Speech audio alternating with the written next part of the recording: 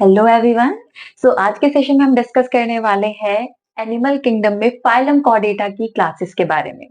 तो अभी तक हमने डिस्कस किया कि फाइलम कॉर्डेटा में वी हैव थ्री पर्टिकुलर सब फाइलम्स। फाइलम यूरोकॉर्डेटा, यूरोकॉर्डेटा जिनके पास टेल में नोटोकॉर्ड थी, वो भी उसके लार्वा में।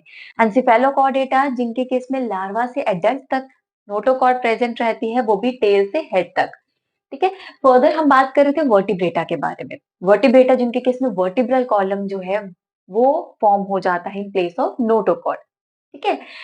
एडल्ट में नोटोकॉर्ड नहीं दिखेगा वर्टिब्रेटा में। तो वही वर्टिब्रेटा की कुछ क्लासेस हम डील करने वाले हैं, जिसमें से सबसे पहली क्लास है क्लास साइक्लोस्टोमेटा। तो क्लास साइक्लोस्टोमेटा जो है वो बिलोंग करती है डिविजन एगनेथा से। एगनेथा जैसे हमने लास्ट लेक्चर में बात की, वो ऑर्गेनिजम्स प्रेजेंट रहते हैं इस डिवीजन में जिनके पास जॉ नहीं होता। तो साइक्लोस्टोमेटा जो है ये वो ऑर्गेनिजम्स हैं जिनमें जॉ नहीं होगा।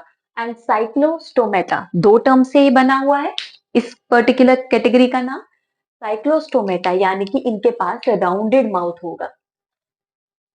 Cyclo means rounded, stomata means mouth. और ये माउथ जो है वो सक्टोरियल नेचर का है। और क्योंकि हमने बात की कि ये ऑर्गेनिजम्स बिलोंग करते हैं डिवीजन एगनेथा से, तो डिवीजन एगनेथा के ऑर्गेनिजम्स जो हैं उनके पास जॉ नहीं होता। They lack jaw because they belongs to division एगनेथा।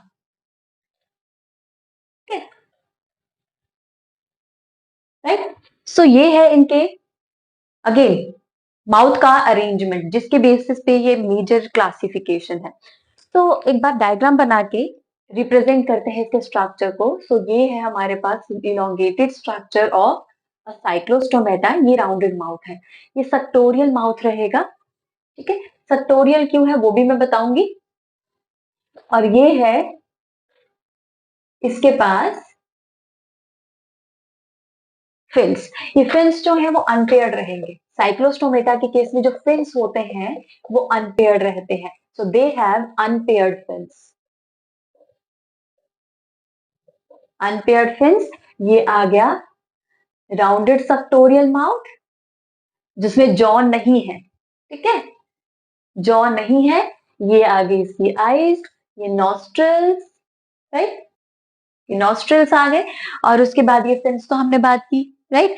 और बॉडी जो है इनके केस में बिल्कुल स्मूथ रहती है। इनकी जो स्किन है ना, उनमें स्केल्स भी नहीं होते। हम यहाँ पे स्केल्स की क्यों बात कर रहे हैं, क्योंकि आगे आने वाले ऑर्गेनिजम्स में आप स्केल्स देखोगे, उनकी बॉडी में स्केल्स रहेंगे। ठीक है। तो उनसे कंपैरेटिव अगर हम बात करें तो उनके केस में स्केल्स नहीं होते हैं। They are without scales, with unpaired fins और राउंडेड सक्टोरियल माउथ रहेगा जिनमें जॉस नहीं होते।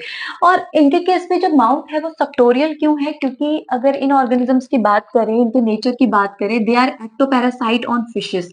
फिशेस के ऊपर एक पैरासाइट की तरह रहते हैं ये। फिशेस के बॉडी में अटैच करके उनका ब्लड सक करेंगे और तब तक करते रहेंगे जब तक उसकी डेथ नहीं हो जाती। ठीक है। इसीलिए सक्टोरियल अरेंजमेंट आप खुद देख पाते हो कि जितने भी ऑर्गेनिजम्स हैं जो पैरासाइट थे, प्लेटीहेल्मिन्थ्स थे, उनके पास हुक्स एंड सक्कर्स थे, है ना, न्यूट्रिशन सक करने के लिए। उसके बाद एस्केलमिन्थ्स में भी मस्कुलर फेरिंग्स था जिसमें सकिंग अरेंजमेंट है। तो इनके केस में भी वो सक्टोरियल अरेंजमेंट है माउथ का, जो कि इनको हेल्प करता है पैरासिटिक नेचर को अडेप्ट करने में। अब ये ऑर्गेनिज्म, जैसे हमने कहा कि ये फिशेस में एक्टोपैरासाइट की तरह रहते हैं, तो ये एक्वेटिक ऑर्गेनिजम्स होंगे। बट ये ऑर्गेनिजम्स जो है ये मरीन होते हैं। ठीक है। मरीन फॉर्म्स मिलेंगी। लेकिन इनके केस में एक नेचर है, वो ये है कि ये माइग्रेट करते हैं। माइग्रेट करते हैं फ्रेश वाटर की तरफ फॉर स्पॉनिंग, यानी कि फॉर रिप्रोडक्टिव एस्पेक्ट और एग लेइंग। एग ले करने के लिए, रिप्रोडक्शन के लिए ये फ्रेश वाटर की तरफ मूव करेंगे। नॉट ऑल ऑर्गेनिजम्स, बट कुछ ऑर्गेनिजम्स जो है साइक्लोस्टोमेटा के, वो इस तरीके का नेचर शो करते हैं। राइट। तो अब स्पॉनिंग के लिए ये माइग्रेट कर लेंगे, कहाँ पे, फ्रेश वाटर के लिए। ऐसा अरेंजमेंट आपको देखने को मिलता है और इस तरीके की माइग्रेशन को कहा जाता है एनाड्रोमस माइग्रेशन। एनाड्रोमस माइग्रेशन जिसमें ऑर्गेनिज्म स्पॉनिंग के लिए मूव करता है मरीन वाटर से फ्रेश वाटर की तरफ, तो ऐसी माइग्रेशन को एनाड्रोमस माइग्रेशन कहा जाएगा। ठीक है। सो अब जैसे हमने कहा कि एक्वेटिक ऑर्गेनिजम्स है, ठीक है, ब्रीथ करने के लिए कोई स्ट्रक्चर तो चाहिए, है ना। अब ब्रीथ करने के लिए इनके पास रहते हैं गिल्स, और ये गिल्स जो है वो विदाउट एनी कवरिंग होंगे और 6 to 15 पेयर्स प्रेजेंट रहते हैं, ठीक है। सो गिल्स जो है वो रेस्पिरेशन के लिए प्रेजेंट रहेंगे, राइट। और इनके केस में सर्कुलेटरी सिस्टम कैसा है, क्लोज सर्कुलेटरी सिस्टम है। डाइजेस्टिव सिस्टम कैसा होगा, क्योंकि ये कॉर्डेटा है, हम बात कर चुके हैं कॉर्डेटा के केस में कैसा रहेगा digestive system, complete digestive system रहता है। So complete digestive system, gills respiration के लिए, क्लोज सर्कुलेटरी सिस्टम रहेगा। सो ऐसे ऑर्गेनिजम्स हैं ये, राइट। और जैसे हमने कहा कि रिप्रोडक्शन के लिए जाते हैं फ्रेश वाटर में और एग ले करते हैं, तो ये ऑर्गेनिजम्स के केस में सेक्सेस जो है वो सेपरेट रहेंगे, और फर्टिलाइजेशन के बाद ये ऑर्गेनिजम्स एग ले करते हैं और उसकी केयर करते हैं, ठीक है। सो ओवी पैरस है नेचर में, एग लेइंग है, तो एग ले करके तो क्या होता है, फीमेल जो है एग की केयर करती है, मेल की डेथ हो जाती है, ठीक है। तो फीमेल एग की केयर करती है, जब लार्वा डेवलप होता है, ठीक है, जो लार्वा डेवलप होता है वो लार्वा फ्रेश वाटर में डेवलप होगा, लेकिन वो लार्वा मूव कर जाएगा वापस से मरीन वाटर में फॉर मैच्योरेशन, वहां पे अडल्ट बनेगा और वापस आ जाएगा अगेन स्पॉनिंग के लिए फ्रेश वाटर में। तो इस तरीके से मूवमेंट होती है, तो आप देख पा रहे हो यहाँ पे डेवलपमेंट जो है वो इनडायरेक्ट है, लार्वल फॉर्म प्रेजेंट रहेगी, ठीक है। So development is indirect. So क्या देखा हमने, ये वो ऑर्गेनिजम्स हैं जिनके पास राउंड सेक्टोरियल माउथ है विदाउट जॉ। क्यों, क्योंकि ये एक्टोपैरासाइट की तरह रहते हैं ऑन फिशेस, फिशेस का ब्लड सक करते हैं और उसी से न्यूट्रिशन डिराइव करते हैं। These are marine organisms, adult जो है वो मरीन वाटर में रहते हैं, बट स्पॉनिंग के लिए फ्रेश वाटर में जाएंगे, जिसे एनाड्रोमस माइग्रेशन कहा जाता है। और ये ऑर्गेनिजम्स में जो लार्वा होता है, क्योंकि इनडायरेक्ट डेवलपमेंट है, लार्वा जो है वो उस फ्रेश वाटर से वापस से मरीन वाटर में आएगा फॉर डेवलपमेंट, एडल्ट में डेवलप होगा और अगेन स्पॉनिंग के लिए फ्रेश वाटर में चला जाएगा। सो अदर अगर फीचर्स की बात करूं तो इनके पास 6 to 15 पेयर्स ऑफ गिल्स रहते हैं, आई, पेयर ऑफ नॉस्ट्रिल्स, उसके बाद skin without scale, unpaired fins रहेंगे। तो ये है हमारे पास इनके स्ट्रक्चरल और कैरेक्टरिस्टिक फीचर्स। एंड लास्ट में मेंशन करने वाली हूँ कुछ एग्जांपल्स, वो एग्जांपल्स है पेट्रोमाइजोन, जिसे लैम्प्रे कहा जाता है, एंड अल्टीमेटली मिक्जीन, जिसे हैगफिश कहा जाता है। सो ये है हमारे पास साइक्लोस्टोमेटा, यानी कि एक सिंगल क्लास जो हमें डील करनी थी डिवीजन एग्नेथा के अंदर, ठीक है। तो अब जितने भी ऑर्गेनिजम्स हम डिस्कस करने वाले हैं वो सारे ग्नेथोस्टोमेटा है। Gnatho means jaw, stomata means mouth, तो उनके जॉ प्रेजेंट रहेंगे माउथ में, ठीक है।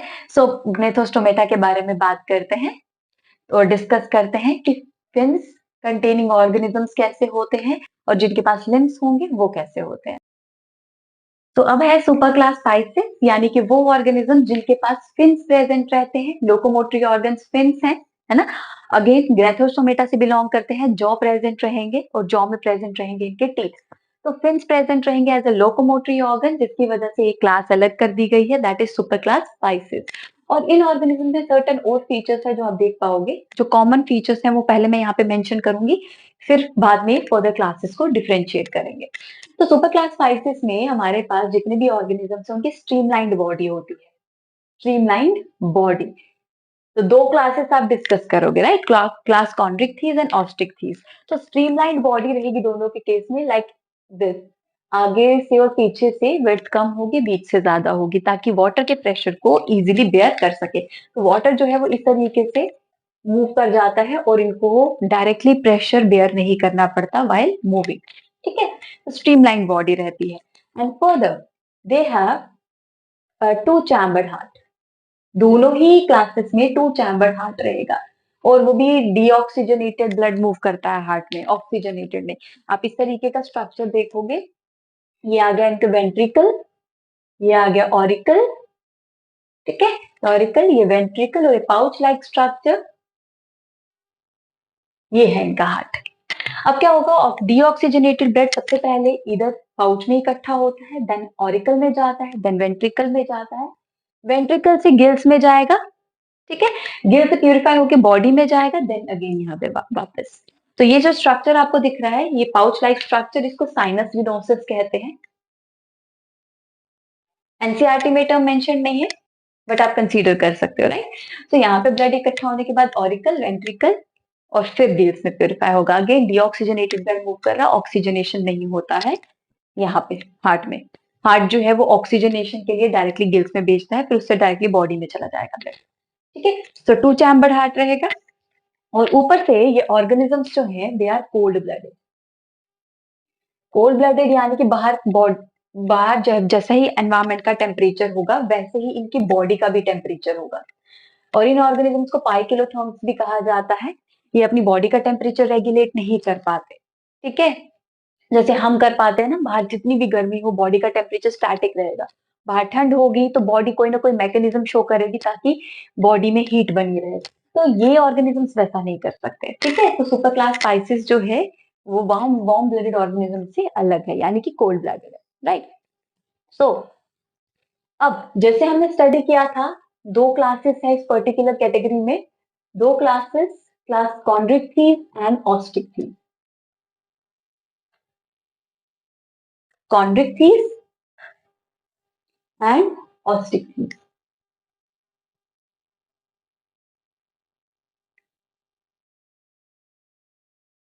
अभी क्लासिफिकेशन मेजरली किस बेसिस पे हुई है वो डिस्कस करते हैं। सबसे पहले तो कॉन्ड्रिक्टीज जो है ये वो ऑर्गेनिजम्स है जिनके पास कार्टिलेजिनस स्केलेटन है, यानी इनके पास जो इनका बैकबोन है, इनका क्रेनियम है, तो वो सारा ही कार्टिलेज का होगा। बट ऑस्टिक के केस में ऑस्टियो मीन्स बोन, ठीक है, तो बोन स्केलेटन है। ये बहुत इंपॉर्टेंट और मेजर डिफरेंस है इन ऑर्गेनिजम्स के केस में। लेकिन कुछ और डिफरेंसेस भी है जो हमें स्टडी करने हैं, तो वो एक एक करके डिस्कस करते हैं। तो सबसे पहले तो इनके हैबिटेट के बारे में बात करते हैं। तो कॉन्ट्रिक्टीज जो है दे आर मरीन, इनमें फ्रेश वाटर फॉर्म्स नहीं दिखेंगे। ये ऑर्गेनिजम्स फिशेस हैं, वाटर में ही रहते हैं। बट ऑस्टिकीज जो है वो फ्रेश वाटर फॉर्म्स भी दिखेंगी एंड मरीन फॉर्म्स भी, ठीक है। तो दोनों ही फॉर्म्स आपको देखने को मिलेंगी, कॉन्ड्रिक्टीज भी ऑस्टिक्टीज के केस में, राइट। सो फर्दर, अब ये ऑर्गेनिजम्स के केस में हमें कुछ और फीचर्स करने हैं जो इनके स्किन से जुड़े हैं, ठीक है। जैसे हमने कहा था साइक्लोस्टोमेटा के केस में कि उनकी स्किन जो है विदाउट स्केल्स है, विदाउट स्केल्स। पर इन दोनों के केस में ना स्केल्स प्रेजेंट रहते हैं। तो कॉन्ड्रिक्टीज के केस में जो स्केल्स रहते हैं वो प्लेकॉइड स्केल्स हैं। प्लेकॉइड स्केल्स यानी कि वो स्केल्स जो बैकवर्डली डायरेक्टेड होंगे, इस तरीके से अरेंजमेंट रहता है इन प्लेकॉइड स्केल्स का। और यही स्केल्स आपको टीथ में भी दिखेंगे इनके। ये ऑर्गेनिजम्स प्रीडेशियस होते हैं, अटैकिंग होते हैं, और प्लेकॉइड स्केल्स उनको बहुत हेल्प करते हैं प्रीडेटर को, प्रे को होल्ड करने में, ठीक है। सो प्रीडेशियस नेचर के लिए इनके जॉ में ये वाले स्केल्स प्रेजेंट होते हैं एज अ टीथ। अब नेक्स्ट, यहाँ पे इनके पास कौन सी स्केल है, इनके पास है साइक्लॉइड एंटीनॉइड स्केल।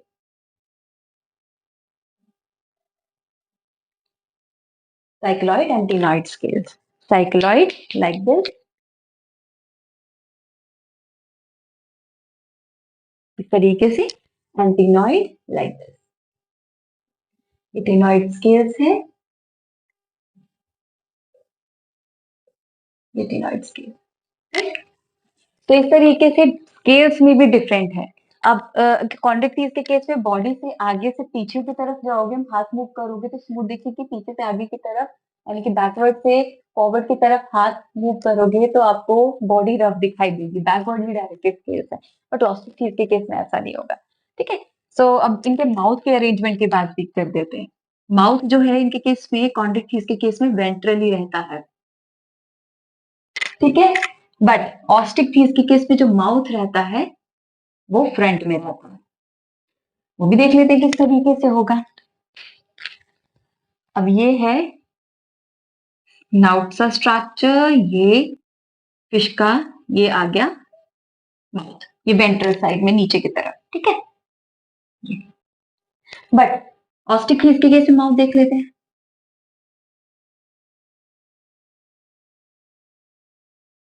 ठीक है। सो ये है इनके केस में, माउथ फ्रंट के केस में होगा, वेंट्रल नहीं होगा। ठीक है, तो माउथ में भी आप डिफरेंस देख पा रहे हो यहाँ पे, राइट। सो ये फीचर्स जो है वो कॉन्ड्रिक्थिस और ऑस्टिकथिस के केस में है। सर्टेन अदर फीचर्स भी मैं डिस्कस करती हूँ। ठीक है, तो सबसे पहले ये कार्टिलेजिनस स्केलेटन है, bony skeleton, marine, fresh water और मरीन दोनों, placoid scale, cycloid and ctenoid scale, mouth ventral रहेगा और माउथ फ्रंट में रहेगा। ठीक है, सो कुछ और फीचर्स है जैसे कि एयर ब्लैडर, उनके सेक्सेस कैसे हैं, सेक्स और फर्टिलाइजेशन कहाँ पे होती है, वीवी पैरिस है, ओवी पैरिस है। तो सर्टन ऐसे कुछ डिफरेंसेस हैं जो आप देख पाओगे कॉन्ड्रिक्थिस एंड ऑस्टिकथिस के केस में। तो सर्टन अदर फीचर्स, तो सबसे पहले इनकी गिल्स की बात करते हैं। तो गिल्स दोनों के पास प्रेजेंट है, बट कॉन्ड्रिक्थिस के केस में गिल्स जो है वो विदाउट एनी लिड होंगे, यानी कि इनके केस में ओपर्कुलम नहीं होगा। तो कुछ ऑर्गेनिजम्स, कुछ फिशेस जैसे कि ऑस्टिकथिस हैं, इनके केस में गिल्स जो है ना वो नॉर्मली 4 पेयर्स होते हैं, और ये गिल्स जो हैं वो कवर्ड रहते हैं लिड लाइक स्ट्रक्चर से, जिसे ओपर्कुलम कहा जाता है। तो ओपर्कुलम कॉन्ड्रिक्थिस में प्रेजेंट नहीं होता, बट ऑस्टिकथिस में प्रेजेंट होता है।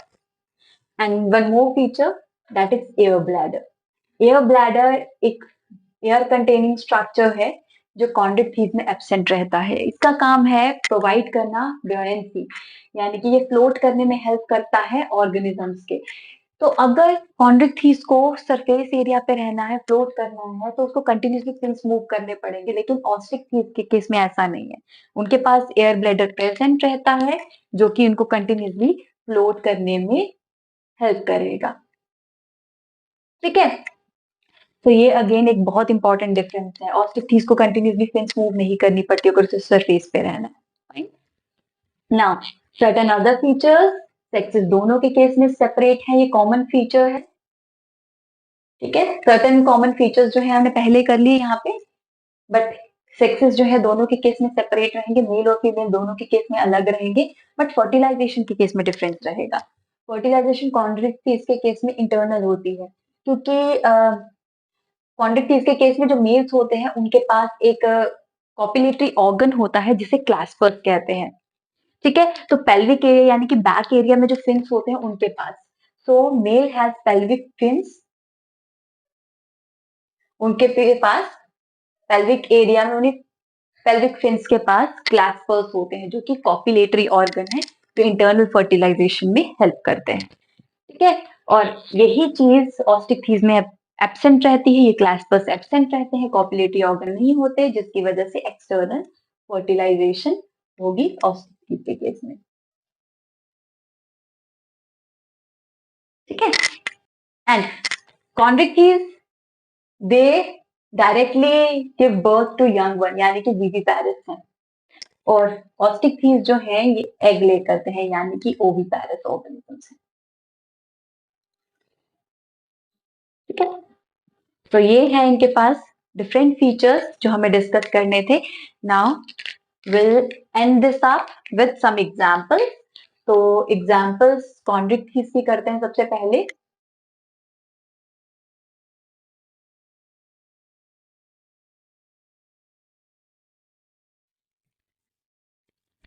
तो सबसे पहली हमारे पास है ट्राइगन, यानी कि स्टिंगरे। इसके पास ये रेज और जो हमारे पास शार्क्स होती हैं वो कॉन्ड्रिक्थिस से बिलोंग करती हैं। तो ट्राइगन जो है वो स्टिंगरे है, इसके टेल में लास्ट में स्टिंग रहता है। ठीक है, उसके बाद टॉर्पीडो। टॉर्पीडो इलेक्ट्रिक रे है, यानी कि इलेक्ट्रिकल ऑर्गन्स है, अगर टच करोगे तो इलेक्ट्रिक करंट यानी कि शॉक लग सकता है। ठीक है, उसके बाद फिस्टस, यानी कि सॉफिश।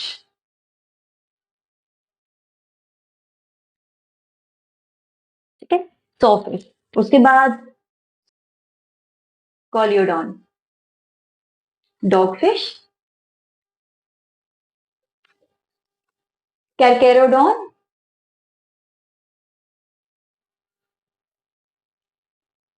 Great white shark. ठीक है, सो ये है कुछ एग्जांपल्स जो बिलोंग करती हैं कॉन्ड्रिक्थिस से। अब हम बात करेंगे ऑस्टिकथिस की। और ये सारी अगेन मरीन वाटर ऑर्गेनिजम्स है, कॉन्ड्रिक्टीज मरीन वाटर है, राइट। सो ऑस्टिकथीज, ऑस्टिकथीज में आप देख पाओगे, पहले हम डिस्कस करते हैं फ्रेश वाटर ऑर्गेनिजम्स में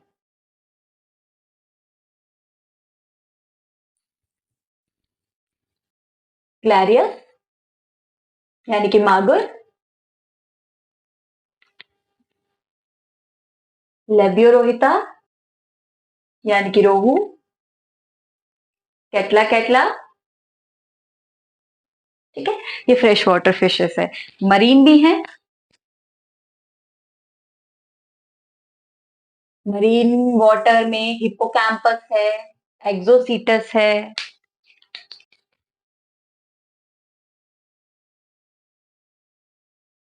हिप्पोकैम्पस, एक्सोसीटस को फ्लाइंग फिश कहते हैं, हिप्पोकैम्पस, सी हॉर्स,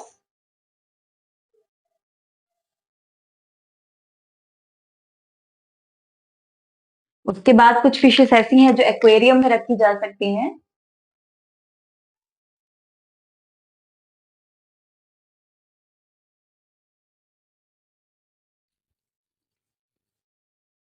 बेटा, बेटा है जो कि फाइटिंग फिश कहा जाता है,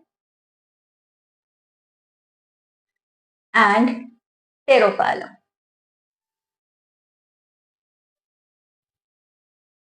जिसे एंजल फिश कहा जाता है। सो ये एक्वेरियम फिशेस है, ठीक है।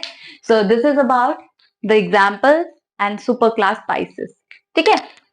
सो यहां से सुपर क्लास स्पाइसेस कंप्लीट हुआ, नेक्स्ट है हमारे पास क्लास एम्फीबिया। सो अब बात करते हैं क्लास एम्फीबिया की, जो बिलोंग करता है सुपर क्लास टेट्रापोडा से। टेट्रापोडा के केस में हमने बात की थी कि वो ऑर्गेनिजम्स होते हैं जो के पास 4 लिम्स हैं, यानी कि 2 पेयर ऑफ लिम्स रहेंगे, तो क्लास एम्फीबिया उनमें सबसे पहली क्लास है। तो टेट्रापोडा जो है वो इंक्लूड करता है class amphibia, reptilia, aves and mammalia. तो एम्फीबिया जो है वो भी टेट्रापोडास होते हैं। We do have exceptions, but majorly वो ऑर्गेनिजम्स जो है वो ऐसे हैं जिनके पास 4 लिम्स रहेंगे। अब एम्फीबिया के सबसे पहले नाम के बारे में बात करते हैं। तो class amphibia, amphi means dual, ठीक है। तो एम्फीबिया रिप्रेजेंट करता है उन ऑर्गेनिजम्स को जिनका नेचर जो है वो ड्यूअल है, यानी कि वो डबल नेचर में एग्जिस्ट करते हैं। अब वो नेचर क्या है, क्या चीजें हैं जिसकी वजह से इनको ड्यूअल ड्यूअल नेचर का कहा जाता है। तो ड्यूअल नेचर है इनके हैबिटेट के एस्पेक्ट से। क्यों? क्योंकि इनका हैबिटेट जो है वो आप ऐसे देख पाओगे कि एक ऑर्गेनिजम्स जो है जैसे फिशेस जो है वो सिर्फ वाटर में रहती है, एक्वेटिक है ना, बट ये ऑर्गेनिजम्स जो है ये वाटर और लैंड दोनों के लिए अडेप्टेड है। इनके पास गिल्स भी हैं, लंग्स भी हैं, ठीक है। सो हैबिटेट जो है दे आर एक्वेटिक, एक्वेटिक में भी हमारे पास वही ऑर्गेनिजम्स है सिर्फ यहाँ पे जो फ्रेश वाटर पाए जाते हैं, aquatic as well as terrestrial forms, यानी कि दोनों मोड्स में रह सकते हैं ये, ठीक है, जिसके लिए ये अडेप्टेड है। और ये ऑर्गेनिजम्स जो है आप इनमें देख पाओगे फ्रॉग, टोड, ठीक है, इक्टायोपिस, सैलमेंडर, ये सारे ऑर्गेनिजम्स जो है वो क्लास एम्फीबिया से पाए जाते हैं। और इनके केस में आप बिल्कुल भी पैरासिटिक ऑर्गेनिज्म कोई भी नहीं देखोगे, फाइन। अब इनके बॉडी स्ट्रक्चर की बात करते हैं, बॉडी डिवीजन की बात करते हैं। सबसे पहले तो इनकी बॉडी जो है it is divided into 2 parts, that is head and trunk.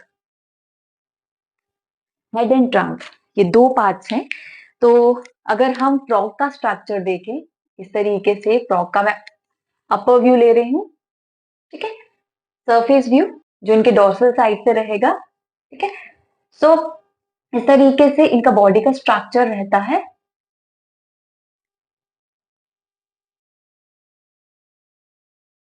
ठीक है, इनकी बॉडी का इस तरीके से स्ट्रक्चर रहेगा।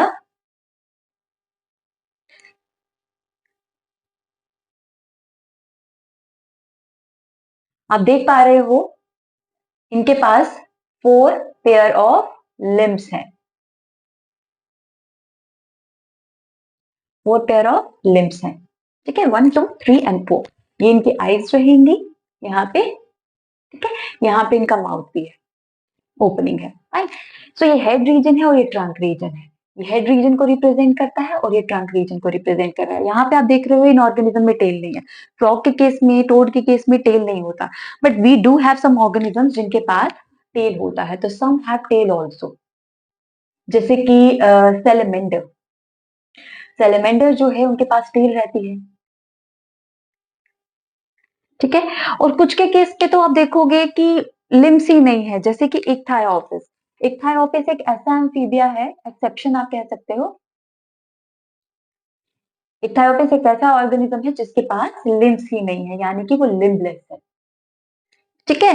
तो ये भी आपको ध्यान रखना है, बहुत इंपॉर्टेंट एग्जाम्पल है। एनसीईआरटी ने स्पेसिफिकली मेंशन किया है कि इक्थायोपिस लिम्बलेस है, इनके पास लिम्स नहीं है। बट लिम्स ना होने के बाद बाकी जो फीचर्स हैं वो एम्फीबिया से मैच करते हैं, उनके कैरेक्टर से मैच करते हैं। दैट्स व्हाई इक्थायोपिस को इस पर्टिकुलर क्लास में इंक्लूड किया गया है। उसके बाद their body is without scales. इनके केस में स्केल्स नहीं होते, फिशेस में स्केल्स थे, ब्लैकॉइड, साइक्लॉइड, टीनॉइड, इनके केस में स्केल्स नहीं होते। और इनके पास जो आईज है वो पेयर्ड है और वो है with lids, eyelids, eyelids present रहेगी। ये कुछ छोटे छोटे इंपॉर्टेंट फीचर्स हैं जो एनसीईआरटी ने स्पेसिफिकली मेंशन किए हैं, क्योंकि ये फीचर्स जो है वो एडवांसली इन ऑर्गेनिजम्स में आ रहे हैं। अब ऑडिबल एबिलिटी के लिए they have tympanic membrane, external air नहीं है, पिन्ना नहीं है इनके पास, ठीक है, जैसे हमारे पास है, एयर पिन्ना नहीं है, टिम्पैनिक मेम्ब्रेन है। टिम्पैनिक मेम्ब्रेन जो कि इनको ऑडिबल एबिलिटी देती है, सुनने की एबिलिटी देगी। और एक कॉमन ओपनिंग के बारे में बात करूंगी, एक ऐसी ओपनिंग जिनमें डाइजेस्टिव, रिप्रोडक्टिव और एक्सक्रीटरी तीनों ओपनिंग्स रहती हैं, उसे कहा जाता है क्लोएका। याद रखेंगे, बहुत इंपॉर्टेंट स्ट्रक्चर है। क्लोएका एक सैक लाइक स्ट्रक्चर है, मैं यहाँ पे ड्रॉ कर देती हूँ आपके लिए एक बेसिक स्ट्रक्चर। इस तरीके का सैक लाइक स्ट्रक्चर रहेगा। ये डाइजेस्टिव ओपनिंग है, ठीक है। उसके अलावा रिप्रोडक्टिव और एक्सक्रीटरी ओपनिंग जो है ना, इनके साथ में होती है। ये ट्यूब जो है जो दोनों साइड से आ रही है, ये रिप्रोडक्टिव और एक्सक्रीटरी दोनों है। सो इस तरीके से ना तीन रिप्रोडक्टिव, तीन मेन स्ट्रक्चर्स जो है, रिप्रोडक्टिव, एक्सक्रीटरी एंड डाइजेस्टिव, तीन स्ट्रक्चर्स की ओपनिंग एक सैक लाइक में होती है, जिसे क्लोएका कहते हैं। और अल्टीमेटली क्लोएका जो है क्लोएकल एपर्चर की हेल्प से बाहर की तरफ ओपन हो जाता है। तो मतलब एक ही एपर्चर रहेगा जिसके थ्रू जो एक्सक्रीटरी वेस्ट होगा, डाइजेस्टिव वेस्ट होगा और गैमीट्स जो है वो रिलीज होंगे, ठीक है। तो एक बहुत इंपॉर्टेंट पॉइंट है, यानी कि क्लोएका जो है वो रहने वाला है इनकी बॉडी में, ठीक है। फिशेस में ऐसा नहीं है अभी तक, राइट। उसके बाद हार्ट की बात करते हैं।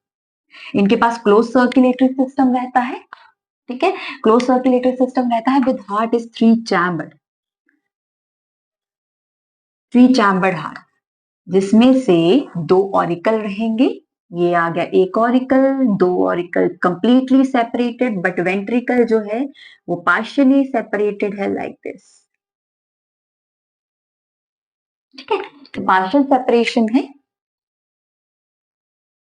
सो कंप्लीट स्ट्रक्चर बनाते हैं। एक और स्ट्रक्चर है जो मैं यहाँ पे बना रही हूँ, यहाँ से आपको सेप्टा नहीं दिखेगा स्ट्रक्चर के पीछे से, ये है वो structure. So this is the heart arrangement जो आपको एक्चुअल दिखेगा एम्फीबिया में। तो ये कॉमन स्ट्रक्चर है जो कि वेंट्रिकल से मिक्स ब्लड लेके जाते हैं ऑर्गेनिज्म के पास।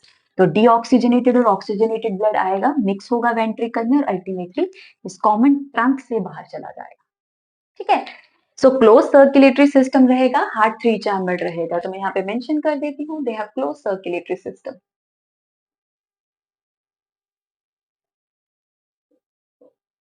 Close circulatory system, right. तो ये है कुछ इंपॉर्टेंट फीचर्स। पहले तो इनके पास ड्यूअल हैबिटेट होता है, पानी में भी रहते हैं, टेरेस्ट्रियल एरिया में भी रहते हैं। बॉडी डिवीजन हेड और ट्रंक में है, कुछ के पास टेल होगी जैसे सेलेमेंडर, और इक्थायोपिस लिम्बलेस होता है, लिम्स नहीं होंगे। बॉडी विदाउट स्केल्स, आईलिड्स होंगी, टिम्पैनिक मेम्ब्रेन है सुनने के लिए, एयर पिन्ना नहीं है, राइट। तो कॉमन ओपनिंग रहेगी digestive, reproductive and excretory structure के लिए। तो digestive, reproductive and excretory opening, ठीक है, तो 3 स्ट्रक्चर्स जो हैं वो एक कॉमन सैक लाइक स्ट्रक्चर में ओपन हो रहे हैं। ठीक है, और उसके बाद क्लोज सर्कुलेटरी सिस्टम है विद 3 चैम्बर्ड हार्ट। सो ये है कुछ फीचर्स। सर्टेन और फीचर्स हैं, उनके बारे में अब बात करते हैं। तो रेस्पिरेशन की बात करते हैं कि रेस्पिरेशन के लिए क्या क्या स्ट्रक्चर है। सबसे पहले तो गिल्स, वाटर में भी रहते हैं तो गिल्स तो जरूरी है, राइट। उसके बाद लंग्स, लैंड में रहते हैं तो वहां लंग्स काम आ जाते हैं, लेकिन ये ऑर्गेनिजम्स जो है हाइबरनेशन पे भी जाते हैं, तो इसके लिए ये लंग्स और गिल्स तो वहां पे यूज नहीं कर पाएंगे। मड में अगर जा रहे हैं तो गिल्स या लंग्स यूज करना पॉसिबल नहीं है। तो इसीलिए इनके पास एक ऐसा स्ट्रक्चर है, यानी कि क्यूटेनियस रेस्पिरेटरी स्ट्रक्चर है, जिसकी हेल्प से ये हाइबरनेशन के दौरान रेस्पायर कर पाते हैं। तो रेस्पिरेशन के लिए गिल्स है, लंग्स है और स्किन है, फाइन। तो स्किन रेस्पिरेशन के दौरान, लंग्स लैंड पे रहना है तो गिल्स जो है वो नॉर्मली काम आ जाते हैं कहाँ पे, एक्वेटिक एरिया में। और गिल्स मेनली प्रेजेंट रहते हैं उन केसेस में जहाँ पे ये ऑर्गेनिजम्स कोर एक्वेटिक रहेंगे, जैसे कि इनके लार्वास, फ्रॉग के लार्वा में, टैडपोल लार्वा में गिल्स रहते हैं, लंग्स नहीं रहते। तो टैडपोल लार्वा में स्पेसिफिकली गिल्स रहेंगे, बट जब वो फ्रॉग में डेवलप हो जाता है तो लंग्स आ जाते हैं, गिल्स नहीं रहेंगे, फाइन। और तो फ्रॉग जो है वो लंग से और स्किन से ड्यूरिंग हाइबरनेशन ब्रीथ करेगा, राइट। अल्टीमेटली ये ऑर्गेनिजम्स भी फिशेस की तरह कोल्ड ब्लडेड हैं, यानी कि अपना बॉडी टेम्परेचर रेगुलेट नहीं कर सकते, इसीलिए हाइबरनेशन पे चले जाते हैं। तो पोइकिलोथर्म्स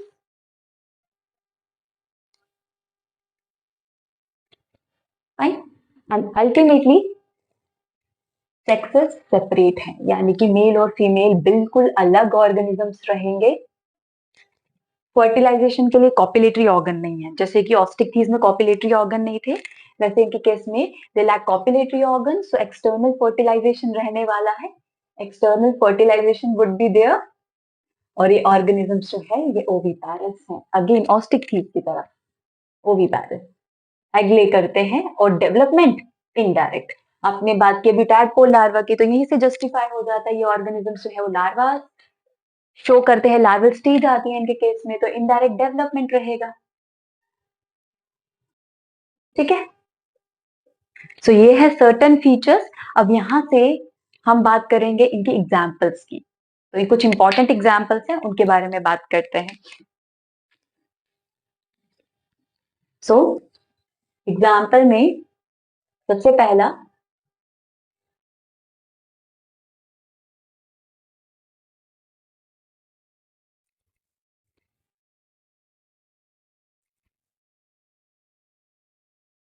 ब्यूफो, ब्यूफो यानी कि टोड, ठीक है।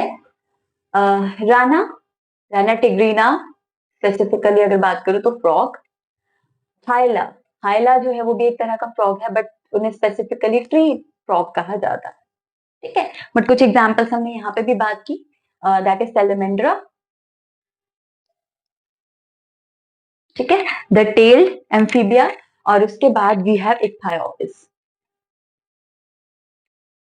यानी कि वो ऑर्गेनिज्म, वो एम्फीबिया जिनके पास लिम्स नहीं होते। तो यहां से कंप्लीट हुआ हमारा क्लास एम्फीबिया। तो क्लास एम्फीबिया के बाद वी हैव सर्टेन अदर टेट्रापोडास जिनके पास 4 लिम्स होते हैं, including reptilia, Aves and Mammalia. तो इनके बारे में हमें बात करनी है, हम बात करेंगे इनके बारे में नेक्स्ट सेशन में।